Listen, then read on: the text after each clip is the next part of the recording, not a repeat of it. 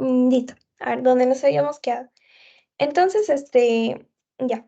Tenemos el valor de la suma de todas las x al cuadrado, que viene a ser 91, ¿sí o no? 91 menos la suma de todas las x al cuadrado nuevamente, que es 91.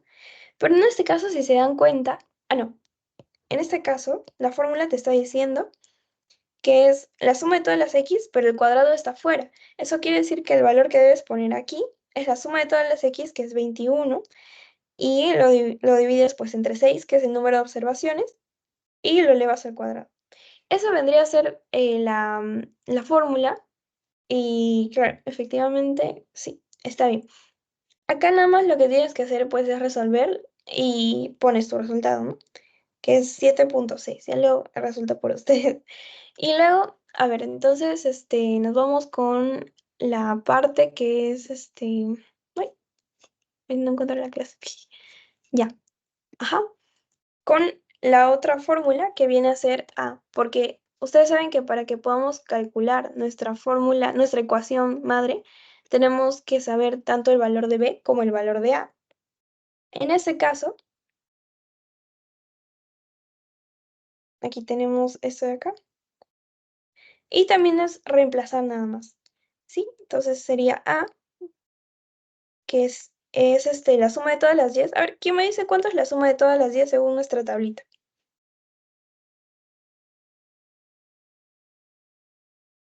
De todas las Y sería 903.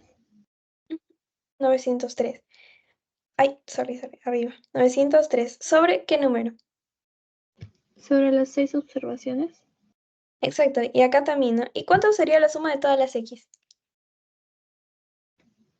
21. Ujú. Bueno, acá nada más resuelves y les va a salir 123.9. Entonces, ya con estos dos valores, nosotros podemos hacer nuestra fórmula, nuestra ecuación. Entonces, ¿cuál era la ecuación? Era y es igual a más b por x, ¿verdad? Entonces, si reemplazamos sería y es igual a 123 por 9 más, en este caso, 7.6 por x. Entonces, esta vendría a ser su fórmula final, su resultado. Entonces, hasta aquí alguna duda, chicos. ¿Tienen alguna pregunta? ¿O pasamos al segundo subtema?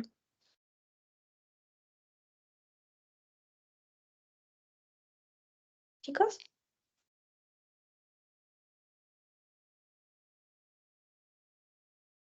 ¿alguien tiene alguna duda? Sí, ¿no? Si no hay dudas, a ver, continuamos, ¿ya? Entonces, vamos con la correlación. En el caso de correlación, chicos, acá se busca la intensidad en la relación de dos variables. ¿Se acuerdan que habíamos ido al índice? Acá está, nuestro índice. La correlación quiere ver el sentido y la intensidad de la relación de nuestras variables de estudio, porque puede que nuestras variables estén bien relacionadas o puede que no. Entonces, para ver esa intensidad nos va a servir la correlación. Y hay dos medidas que se usan para describir esta correlación, que es el coeficiente de determinación y el coeficiente de correlación. Acá algo importante que les quería mencionar, chicos, es que esto les va a servir hasta por muchos cursos, incluso metodología. Por ejemplo, cuando ustedes quieran hacer un estudio correlacional, lo que ustedes están investigando es el grado de relación que tienen las variables de estudio. Por ejemplo, yo me acuerdo que en el trabajo de mi metodología, en mi caso, fue el uso de métodos anticonceptivos y la educación respecto a estos. Entonces, yo estaba buscando qué tanto se relacionaban estas variables, porque puede que con una mayor educación los jóvenes tengan mayor conocimiento sobre el uso de estos métodos anticonceptivos, ¿no? O puede que no. Entonces, respecto a ese tema, mi análisis fue de correlación, porque quería ver qué tanto se relacionaban estas dos variables, porque aparentemente son lejanas, ¿no? Pero cuando tú haces una investigación, estás tratando de descubrir algo nuevo. Entonces, para eso te ayuda, ¿no? Y al final, pues sí, ¿no? Mientras más educados estaban con respecto al tema, más sabían cómo aplicarlos y tenían más educación respecto a eso. Entonces, eso, ¿no? un pequeño paréntesis. Y bueno, entonces ya sabemos que las medidas que nos van a ayudar son las medidas de coeficiente de determinación y de correlación. Son dos. Em, este de acá se llama estadístico R, parámetro P, y con este vamos a hacer la prueba de hipótesis que vamos a usar en la tabla Z, en la tabla T, que está más abajo. Entonces, vamos a hablar primero de la correlación R, correlación simple de R o de Pearson. En sí, está bien hacer su fórmula, y para cuando ustedes vean una fórmula que es así, que te dice suma de X por Y, así, lo que siempre yo les voy a recomendar es trabajar con su tablita. Eso de ley. ¿Sí? Entonces, ¿qué nos va a indicar el coeficiente de correlación lineal de Pearson? Pues va a indicar si los puntos en el diagrama tienen una tendencia a disponerse alineadamente, porque ya hemos visto nuestros diagramas. A veces hay puntitos que están así, así, pero mientras más cerca los puntitos estén de la línea, eso quiere decir que hay una mejor relación entre las variables, ¿sí?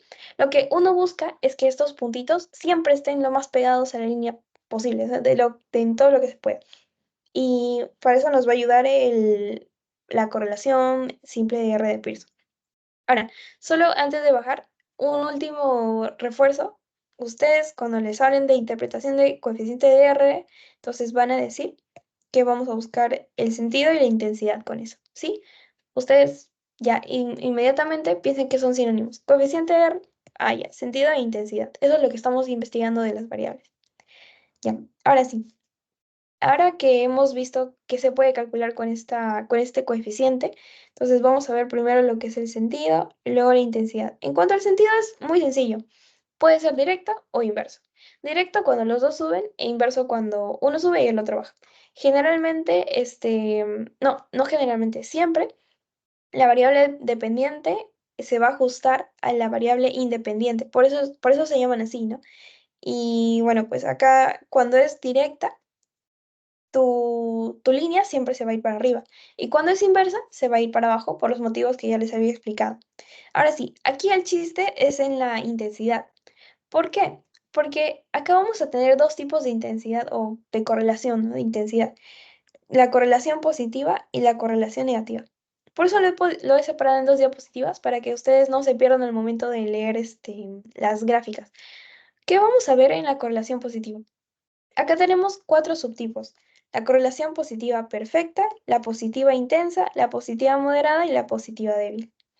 En cambio, en la negativa es lo mismo, solo que con negativa va a ser también perfecta, así como acá, intensa, solo cambia la última palabra.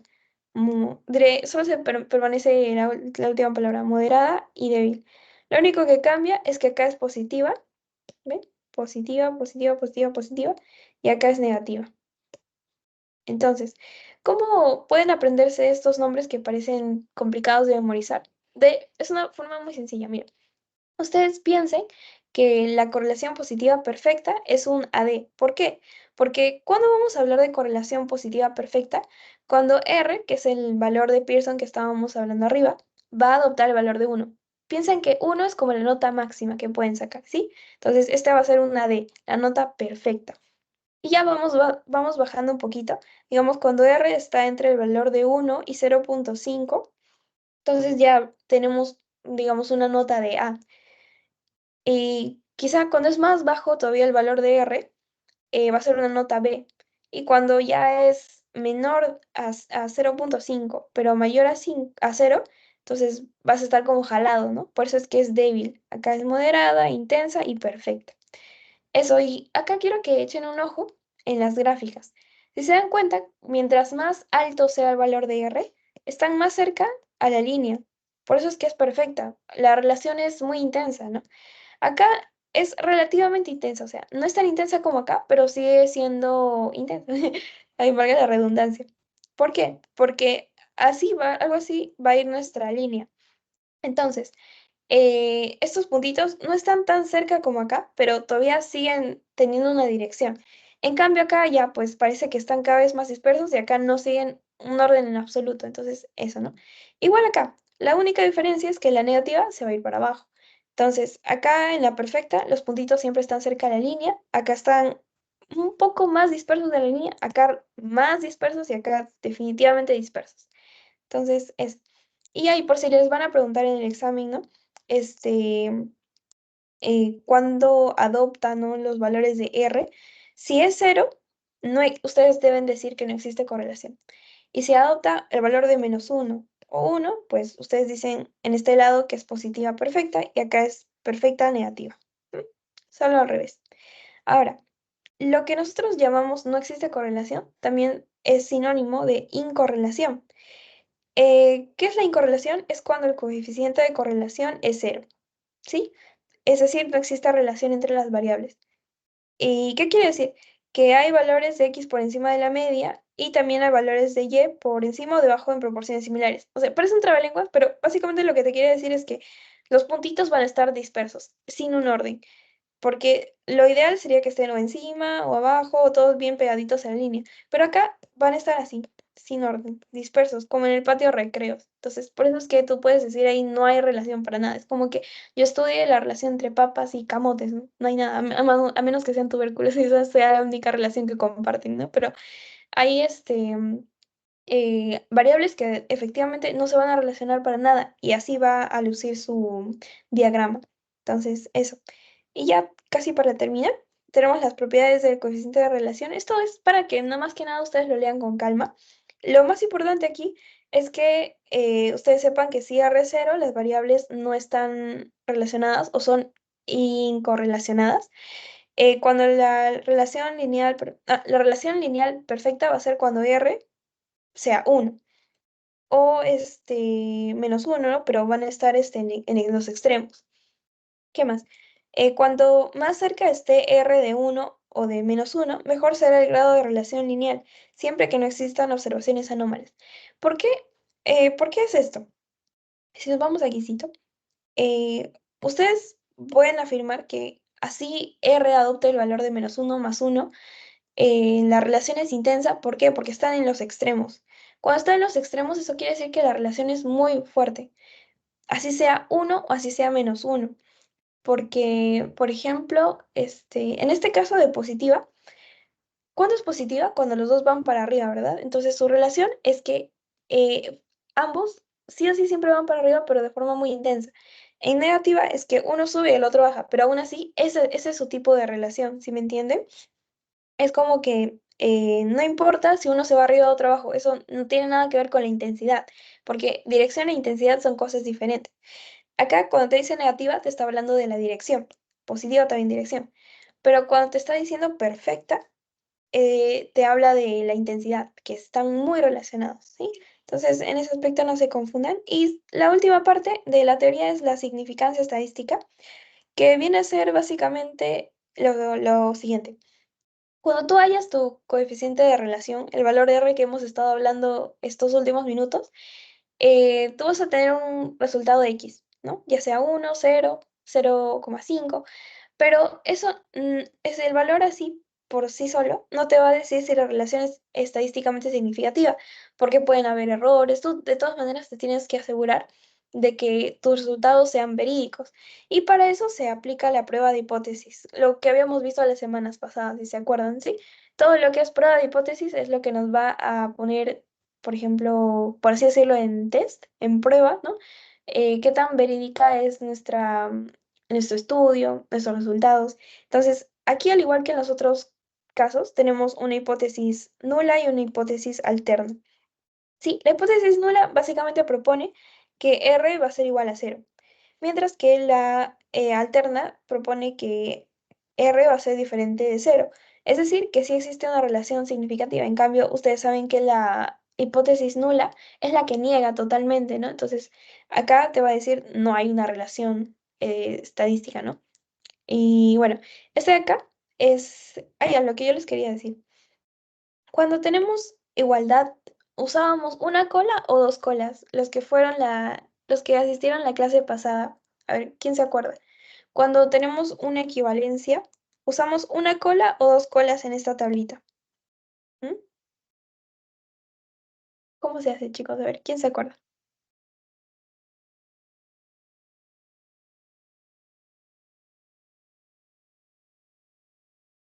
¿Alguien se Dos acuerda, chicos? colas. Ujú, dos colas. ¿Por qué? Porque cuando era mayor o menor, solo estamos hablando de Era un una lado. cola. ¿Sí? Exacto, era solo una cola, un lado. En cambio, si es igual, estamos hablando de equivalencias, estamos hablando de que hay dos lados, ¿sí? Dos colitas. Excelente, muy bien. Entonces, eso, y pues eso nos sirve para poder ubicar nuestro valor T en la tabla, ¿no? Por eso, valor T tabular. ¿Y qué más? Allá. El estadístico de prueba que revela si la hipótesis nula es verdadera o no, va a ser calculando con la siguiente fórmula, ¿sí? Ahorita lo vamos a ver en los ejercicios. Lo que quiero que sepan es que del valor que vamos a obtener aquí, que es el t calculado, siempre que ustedes tengan una fórmula y el valor de t para la prueba de hipótesis, este va a ser el t calculado. T de fórmula, t calculado. Y su T de tabla es pues la que van a buscar aquí en su tablita que ya les había enseñado a usar la semana pasada. Entonces, cuando nuestro T calculado es mayor que el T de tabla, o sea, cuando este valor va a ser mayor que el T que vamos a obtener aquí, entonces podemos rechazar la hipótesis nula. ¿Y qué decía la espesa de la hipótesis nula? Decía que no existe una relación. Entonces, ustedes lo pueden interpretar como que sí existe una relación, pero en bioestadística no es correcto decir que se acepta la hipótesis alternativa, o sea, no es correcto decir si hay una relación. Lo correcto es decir que se rechaza que no hay una relación. Así se complican por gusto, pero igual ustedes pueden entenderlo como mejor lo asimilen. Porque sí, efectivamente pareciera que sí se acepta la hipótesis nula, solo que en la praxis no lo digan, porque no es correcto. Lo correcto decir es que se rechaza la hipótesis nula. Y la hipótesis nula es la que siempre niega la hipótesis alternativa, ¿no? Y en este caso es que dice que no existe una relación. Bueno, eso básicamente, chicos. Y bueno, en este caso, para hallar el grado de libertad, viene a ser n-2. N, pues el valor de las observaciones. Y ustedes ya lo buscan con sus dos colitas, ¿no? Generalmente yo les había dicho que el nivel de significancia era 5%, ¿no? Entonces, cuando es dos colas, lo parten a la mitad. Y generalmente trabajan con 0.025. Ya está. Y esta es la última diapositiva de teoría para que ya no se duerman. Y dice, acá lo más importante que quiero que recuerden es que hemos estado hablando de el coeficiente, ay, mejor me voy así. Hemos estado hablando del coeficiente de correlación R de Pearson. Ahora vamos a hablar así chiquito del coeficiente de determinación, que básicamente es esto, pero al cuadrado. O sea, ese es el resumen. El coeficiente de determinación es R al cuadrado. Es esto al cuadrado. Entonces, vamos abajo. ¿Qué decía acá? Ujú. Solo se eleva R al cuadrado. ¿Y qué te habla este coeficiente de determinación? Que básicamente pues te está hablando de la variación explicada sobre la variación total. O sea, en la práctica, a veces Y depende de otros factores que son diferentes a X, porque según la fórmula que hemos estado usando hasta ahora, pareciera que todas las alteraciones que pueda tener en su valor Y dependen totalmente de X, ¿sí o no?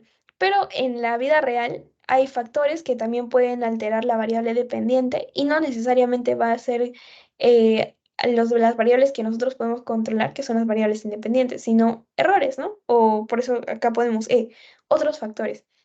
Entonces, para justamente no hacer caso omiso o para no ignorar este problema, se ha trabajado con el coeficiente de determinación, que es R al cuadrado. Entonces, acá lo importante en sí que yo quiero que sepan es que el 90% de las variaciones de Y pueden explicarse por X si es que tu R, o sea, tú puedes afirmar esto si es que tu R al cuadrado, o sea, tu coeficiente de determinación es 90%. Así es como se interpreta. Digamos, si te sale 80%, entonces tú dices que el 80% de las variaciones de Y pueden explicarse por X. O sea, todo depende del R al cuadrado. Solo así tú puedes afirmar eso. Y otro dato que también es muy importante es que cuanto mayor sea el valor de R al cuadrado, más cerca están todos los puntos a la recta. ¿Y por qué? ¿Por qué creen que es esto? Porque miren, te está diciendo que, digamos, vamos a ponerle el valor máximo a R al cuadrado, que sea 100%. O sea, tú estás afirmando que el 100% de las variaciones de Y se explican por X. O sea, su relación es tanta que es bien intensa y todos los puntitos están ahí en la línea. Entonces, eso es lo que quiere decir. Pero en cambio, si, digamos, yo le pongo un valor muy bajo, digamos, le pongo un 20%, yo solo puedo afirmar que el 20% de las variaciones de Y se pueden explicar por X. O sea, prácticamente no hay relación porque mis puntitos van a estar bien dispersos, ¿sí? Entonces, eso es algo importante que deben conocer para que puedan dar sus exámenes también, chicos. Y ahora sí, vamos a aplicar lo aprendido. Acá, para hacerlo un poquito más sencillo, voy a ponerles ¿cómo se llama esto? La guía. A ver, si me dan un segundo para que ya lo tengan ahí nada más. Esto es acá.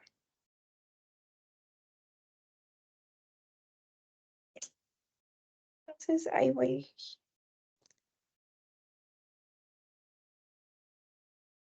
Ujú, ya, a ver. Vamos a resolver los ejercicios para que sea más práctico. Es más chévere con los ejercicios porque así se aprende mejor la parte teórica. Pero obviamente para resolver los ejercicios se tiene que conocer las reglas, ¿no? Bueno, y una vez que ya conocimos las reglas, vámonos a los ejercicios. Entonces, el primer ejercicio dice, uy, este es uno, el diagnóstico, aquí está. Vamos aquí, dice, el diagnóstico de deficiencia de cobre es dificultoso cuando se toma como único parámetro a la cupremia, pues en las deficiencias moderadas de cobre, esta no siempre disminuye. En el curso de una investigación cuyo objetivo era determinar la relación entre los niveles de cobre sanguíneo y hepático para poder evaluar así la fiabilidad que aportan los valores de la cupremia, se muestró sangre e hígado, ¿no?, de cierto número de animales en un laboratorio para determinar el nivel de cobre, la ceruloplasmina y la oxidasa. En sí, bueno, ajá, bueno, sigamos leyendo. Hemoglobina y hematocrito. Los valores de hematocrito y hemoglobina fueron normales en todos los casos. Entonces, a continuación, se presentan los valores de cobre sérico y de la ceruloplasmina oxidasa.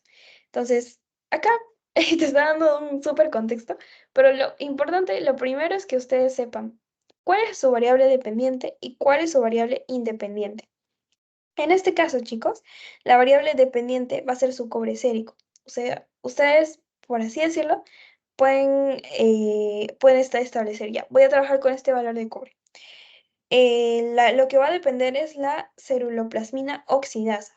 Entonces, una vez identificado esto, vamos a hacer nuestra famosa tabla para poder aplicar los ejercicios, ¿no? Entonces, acá ya nos dan los datos así. Siempre les van a dar así sus datitos y ustedes los van a tener que ubicar en su tabla. Entonces, el primer valor de X es 0,4, el segundo es 0,45 y así nos van poniendo. Entonces, acá lo único que tienen que hacer es completar. Acá en los valores de x al cuadrado, que sería 0,4 por 0,4, 0,16. Lo mismo con esto y así. Y en la última columna es la multiplicación de estos dos. Eso también, la multiplicación de estos dos. Entonces, una vez que ya terminas de completar todo, calculas la suma total. La suma de todas tus x, la suma de todas tus y, la suma de todas tus x al cuadrado, de tus y al cuadrado y de la multiplicación de x por y, la suma. Entonces, acá vamos a aplicar la fórmula del coeficiente de correlación de Pearson, que es esto. Con los valores ya puestos aquí, ustedes lo único que tienen que hacer es reemplazar. Por ejemplo, n aquí también son 6 observaciones. Si no me creen, vamos a contar. 1, 2, 3, 4, 5, 6. Son 6. Entonces pones 6, uy, 6 por...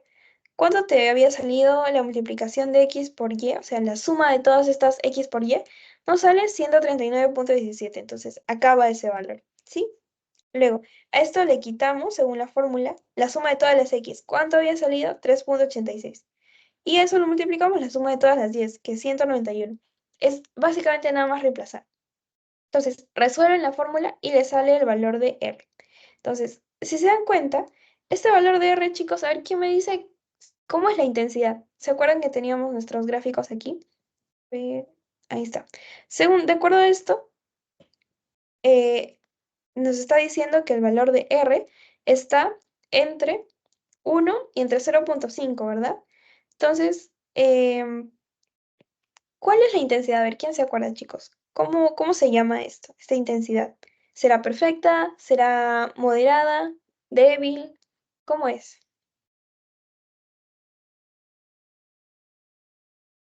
Ahí está.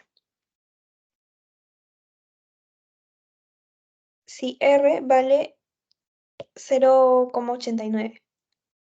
¿Dónde estaría la intensidad? ¿Aquí, aquí, aquí o aquí? En correlación positiva intensa. Exacto. ¿Por qué? Porque 0,85 está entre 1 y 0,5, ¿no? Entonces, sí, existe una correlación positiva intensa. Y así les van a preguntar en los exámenes, obviamente con valores más pequeños o menos observaciones para que no se demoren tanto haciendo el cálculo. Y bueno, ¿se acuerdan del ejercicio que habíamos hecho acá arriba? A ver, este de acá. Entonces, habíamos calculado, ¿se acuerdan? Nuestra fórmula, nuestra ecuación. Entonces, acá les he traído la ecuación, que es básicamente... Ay, mejor vamos abajo. Aquí está. Acá estamos ordenados, ¿sí? Nuestra ecuación final había salido así, porque ya habíamos calculado el valor de A y luego el valor de B. Entonces, según esto, vamos a proyectar las cirugías al corazón para el año 2014. Entonces, el 2014 se va a ubicar aquí, ¿sí o no, chicos? 2014. Lo que nos pide hallar es cuántas cirugías se van a hacer este año. Por eso les digo que este análisis de relación de regresión nos puede ayudar a predecir, si se dan cuenta. Parece algo imposible, ¿no? Pero con las matemáticas nosotros podemos predecir cuántas cirugías se pueden hacer ese año. Entonces, vamos a aplicar por eso nuestra fórmula. Entonces, habíamos dicho que Y es igual a 123. Estoy copiando nada más esto. 9 más 7,6. Y acá viene la cosa, por X. ¿Cuánto vale X aquí, chicos? Voy a poner 2014. ¿O cuánto vale?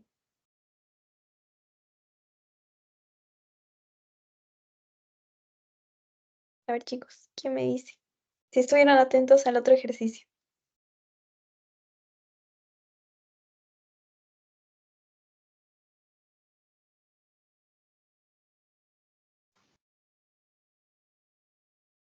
¿Qué valor adopta 7?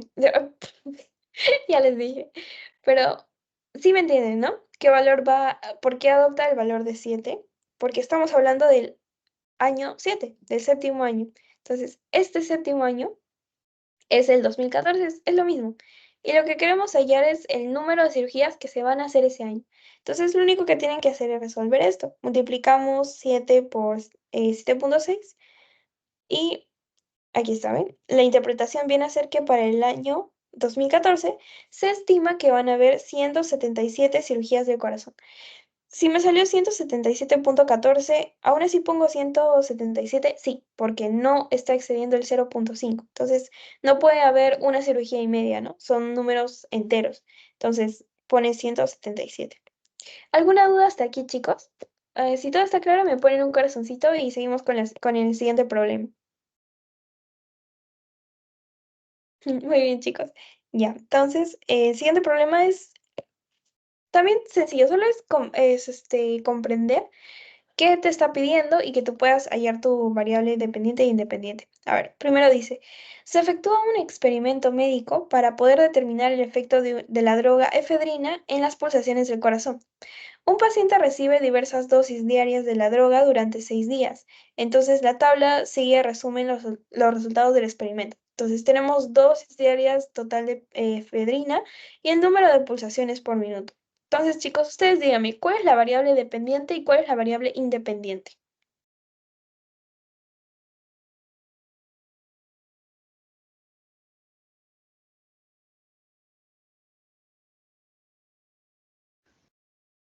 La independiente sería la dosis diaria y la dependiente el número de pulsaciones por minuto. Exacto. A ver, y tradúcelo en X y Y. ¿Cuál sería X y cuál sería Y?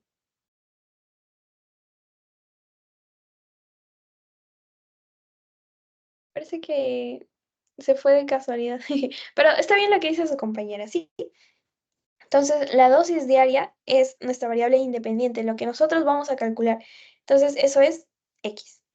Y el número de pulsaciones por minuto va a depender de la dosis, o sea, de la variable X. Entonces, esta va a ser nuestra variable Y.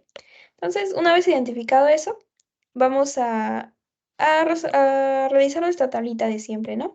Ya acá con los valores ya puestos. Entonces, lo primero que tenemos que hacer para hallar nuestra ecuación es calcular el valor de B. Y para calcular el valor de B, solo reemplazamos los valores que hemos obtenido en nuestra tabla grande en la fórmula. y resolviendo nos sale 13. Entonces, para calcular A, lo mismo, solo aplicamos la fórmula de A y vamos a reemplazar sus valores. Entonces, reemplazas y te sale 36. Ahora, ¿cuál sería nuestra ecuación final? Sería y es igual a 36 más 13x. Listo. ¿Y cómo se interpreta? ¿Cómo se interpreta? Pues por cada aumento de dosis de efedrina, el número de pulsaciones por minuto incrementa en 13 unidades. Eso sería. Sí, entonces, ¿qué más te pide el problema? Te dice calcule e interprete el coeficiente de correlación. Para calcular el coeficiente de correlación ya lo habíamos hecho. Te pide, ahora sí, ¿no? Ya. Para eso tenemos simplemente que reemplazar, ¿no? Digamos, dice, no, la B, chicos, la B. Estimes el número de pulsaciones para una dosis diaria de 4 gramos de efedrina. O sea, ya nos está dando el valor de X, solo tenemos que reemplazar. Multiplicamos por 4 y la Y nos sale 88. ¿Y cómo se interpreta esto? Pues estima que una dosis de 4 gramos de efedrina, las pulsaciones por minuto van a ser 88. Para eso nos ayudan, si se dan cuenta. La estadística es tan maravillosa que vamos a poder, por así decirlo, predecir en cierto grado cuántas pulsaciones por minuto van a aumentar de acuerdo a la dosis de efedrina que yo estoy poniendo, imagínense. Ya no es necesario practicar con los ratoncitos para ver a ver cuánto va a aumentar o con personas, ¿no? Que al final les pueden hacer daño. Solo con la matemática podemos estimar ese valor. Y bueno, en cuanto a la C te dice calcule e interprete el coeficiente de correlación. Mm, Parece que acá ya lo había puesto. Claro, la E, esta de acá. Para eso simplemente tienes que hallar, para reemplazar con la fórmula y el coeficiente de correlación, ya con tus valores de la tabla que están aquí, te va a salir 0,98. Y a ver, acá alguien dígame, ¿cuál es la intensidad de la relación? ¿Viene a ser débil, moderada? ¿Cómo es? ¿Positiva o negativa? Porque acá estamos con positivo, entonces sería positivo, ¿sí? Pero, ¿cómo es? ¿Débil, intensa, perfecta? ¿Quién se acuerda? Era intensa, me parece. Ujú. Claro, es la positiva intensa. Muy bien. Y bueno, y el último te dice, calcula e interpreta el coeficiente de determinación. El coeficiente de determinación solo era la P de Pearson, ¿no? Al cuadrado, la R al cuadrado. Entonces, ¿cuánto te va a salir? 96%. ¿Y cómo habíamos dicho que se interpretaba este 96? Pues de la siguiente forma. El 96% de las variaciones de Y pueden explicarse gracias a X. O sea que el margen de error o los otros factores que pueden alterar a Y son chiquitos o son casi, no afectan casi nada. Todo prácticamente se va a explicar gracias a X. Y bueno, eso sería la clase de hoy. Y nada más unas preguntas aquí teóricas. Y con esto ya cerramos. Esta es la parte chévere porque son las fijas, chicas. Las fijas de examen, todo. Así que aquí, ojito, te dice, ¿qué representa un coeficiente de Pearson de 1? A ver, que no hay relación entre las variables, que hay una relación negativa perfecta entre las variables, que hay una relación positiva perfecta, que no se puede determinar de una conclusión sin más información, o que hay una relación curvilínea entre las variables. A ver, ¿qué habíamos dicho cuando el R de Pearson es más 1? ¿Qué representa en cuanto a la intensidad?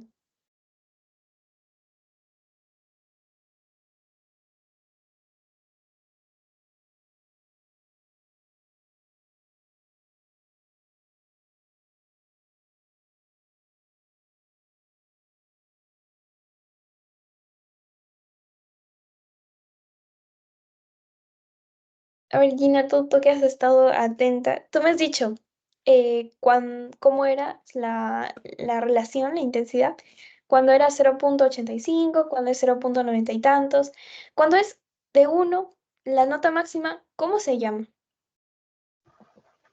Ah, no sé. Intensa, Sería, ¿no? Intensa, intensa era creo que de mayor a 0,5 a 1. ajá, No me y acuerdo. no te preocupes, cuando es 1, exactamente 1, hablamos de la nota perfecta, ¿sí? Cuando es 1, nota perfecta. Entonces, la respuesta aquí sería, uy, la nota perfecta sería una relación positiva perfecta entre las variables. ¿Sí? ¿Se comprende? Solo es Ujú, este. sí, Ok. Y ahora, ¿qué representa un valor de r cuadrado que sería el coeficiente de determinación, ¿sí o no? Igual a 0 en un modelo de regresión lineal. ¿Qué opinan? ¿Cuál sería la respuesta aquí? Ahorita les voy a dar unos segundos y de ahí les ayudo a responder.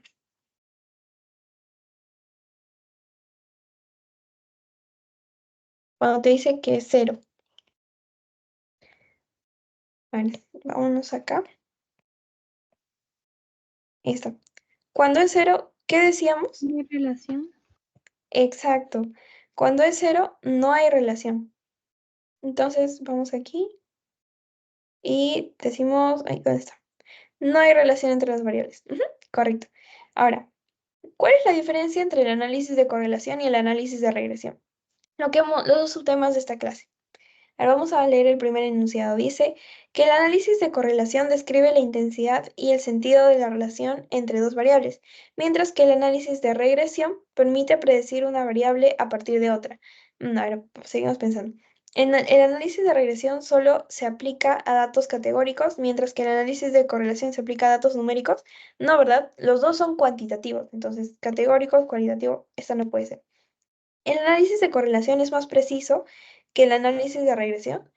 En ningún momento se afirma eso. Ambos van a servir para cosas diferentes, para poder analizar cómo es la relación y en el otro la intensidad y la dirección, ¿verdad? Entonces, no.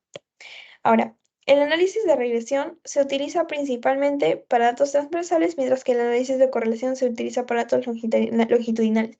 Esto era lo que les hablaba de los estudios, ¿no? Transversales o longitudinales que permanecen en el tiempo. En este caso, pues, se pueden aplicar en ambos, así que no. Ahora, el análisis de correlación no puede determinar la dirección entre las variables, mientras que el análisis de regresión sí puede. A ver, vamos a volver a nuestro índice, nuestro superíndice. Habíamos dicho que la correlación puede ver el sentido y la intensidad, mientras que la regresión nos permite ver más o menos la predicción, que esa era la palabra clave, ¿no? Acá lo pongo. Predecir. Uy, predecir.